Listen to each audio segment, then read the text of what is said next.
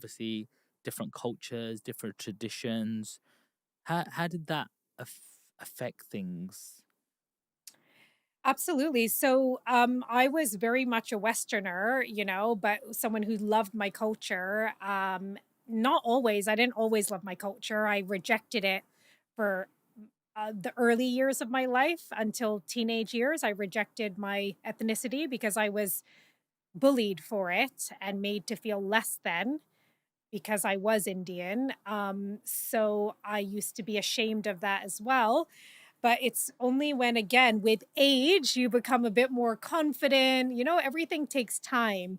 So when I first visited India in my adult years, my grandparents took my all of the cousins from New Zealand on a tour of India, and I must have been around 20. I think I was 20. And that's when I really fell in love with India. I was like, wow, this place is so intoxicating. It's so magical. It's so diverse. It's incredible. Like the food, everything about it. And for me, it was the spirituality, it's the faith that people have, the faith in, there's just a vibrational energy of India, and it is intoxicating and it's magnetic and it's magical. And that's why so many Westerners fall in love with it because it has that special energy and it's colorful. It's just, India is just incredible India. The campaign, Incredible India? It's that in two words. So um, I ended up being really fascinated by my own culture. Uh, but living in India is a different story because raised a Westerner and then you're in a country that's more conservative. Luckily, I'm very adaptable. And it could be because at this point in my life, I've already lived in different countries. I've already started my life over. I've experienced different types of culture and people.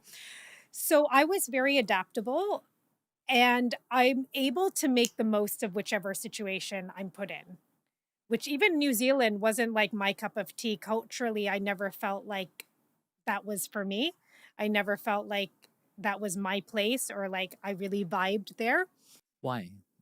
What Um, is New Zealand like, if you can say it in a nutshell? Because to me, it seems like a small island with a lot of more nature, with some whale watching going on, and your neighbors are just down the road or something. it's That's a how it lot feels like. more developed than people may realize. So you've got my family lived in Wellington. So my dad lived in Wellington, which is the capital city of New Zealand. And then I did my uni in Auckland, which is like the most metropolitan city, very buzzy, quite a cool city, actually. If I had to live anywhere in New Zealand, it would be Auckland, I'd say. Wellington, they call it the arty farty city. It's like a bit more like, I wouldn't even compare it to East London because it's not that alternative as well, but it's just a bit more like people are more into their art and culture. You've got like Peter Jackson's, like the creator of Lord of the Rings, his whole like filmmaking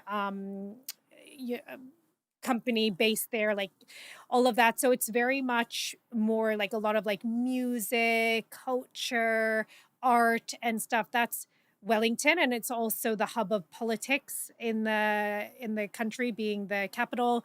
And then Auckland is like a bit like it's more like city vibes. It's got more of that let's say Sydney feel to it where you've got more of a buzz. And so I liked living in Auckland, but when I moved there as a teenager, my dad decided it would be a great idea to send me to an all girls private school. And I just come from America, going to a co ed school, wearing whatever you want, no uniform. And now it's like Anglican school. So it's a religious school, it's private school, all girls school, uniform. So, firstly, there was that. And coming from America, you wear mini skirts, crop tops, like that's normal growing up as a teen. And it's like the weather is hotter there as well. In New Zealand, I remember wearing like a mini skirt at some point, and some of my not to school. We were doing this fashion show for school, and I was wearing a mini skirt for this fashion show, and some of the girls who were 1 year above me were like calling me a slut for that. So it's a bit more reserved, a bit more conservative, at least at that time. And I'm talking about now that I was there when I was from 15. So this is again like over 15, 20, 30, 20, 30, 25 yeah, years. 25 years ago, 25 years ago. So this is another time as well. Like now I can't comment because I haven't been living there, but at that time it was a bit more reserved, a bit more conservative. The kids start everything later.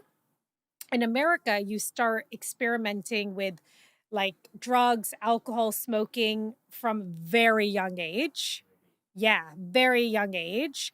Like I'd say 13, 14, 15, some people even earlier.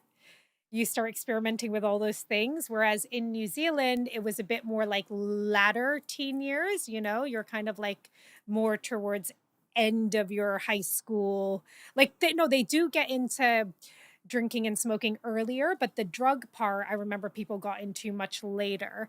So it's just, yeah, it's a different lifestyle, but they do have a culture of binge drinking in New Zealand way more than they do in America. Yeah, binge drinking is bad in New Zealand. Um, so Do at you have a that, big Asian community there as well, or yeah, you definitely have a big Asian community. At my school, though, there were not too many Indian kids that I can recall. Not too many Indian kids at my school. I actually didn't have any Indian friends really in. that ever a thing that people did anyone ever look at you and said you're different? I was, yeah, again in New Zealand, I still did feel I think it was more my own insecurity because in America, I was bullied a lot for being Indian. Yeah. So then when I moved to New Zealand, I was already ashamed of being Indian. So that was already a thing. So I think any little thing people might have said, it might have hit me harder.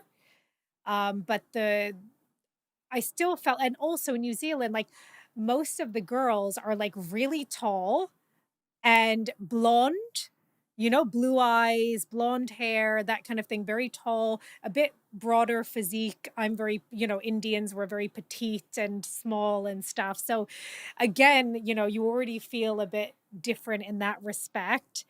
Um, so I would just say America, it was like it's a very like friendly, outgoing, vivacious, dynamic culture. And then going to New Zealand, it's like conservative. People are a bit more reserved and shy. People need alcohol to be more confident, to interact. Like male female interaction would only happen with alcohol. So it's a bit like here, actually, where they need, people rely a bit more on alcohol. I feel like in America, you have a lot more confidence. You don't need those things. You don't rely on those things. Where do you think that culture comes from in America? What makes people be more confident there?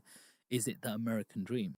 Yeah, it really is that American dream. I think it's just because people have come from all over the world and made, like, done big things with their lives. And it's just, yeah, I would say it must be just that American dream. Like, it is. Everything is just larger than life in America. And also, this education system is such, you are literally groomed to be a dynamic person. You are encouraged, not encouraged, it's compulsory to do extracurricular activities. It's not like an option in New Zealand or even here, I guess, or other places where I don't know about here, only the places that I've grown up in, but a lot of the other cultures and countries, it's a choice if you want to do a hobby, an extracurricular activity. In America, it's compulsory. You have to do that after school. Join, like my sister was on the debate team, environmental club, legal club, this club. They've got all these clubs. As I said, we were raised like doing every kind of dance class you could do. You have to play an instrument, you have to like learn a language. Like these things are all compulsory. So it's a lot of the grooming as children. That's why I am very grateful that I grew up in America, because I do like believe that is why I part of the reason why I am who I am today because of that foundational upbringing, like being there from the age of 1 to 15. That's all that foundational part of my life, and I was able to take that on, and then moving all over the world to all these conservative cultures and societies like New Zealand and India, it dulled me down a lot. I really went into my shell. I lost so much of my confidence, and now I'm back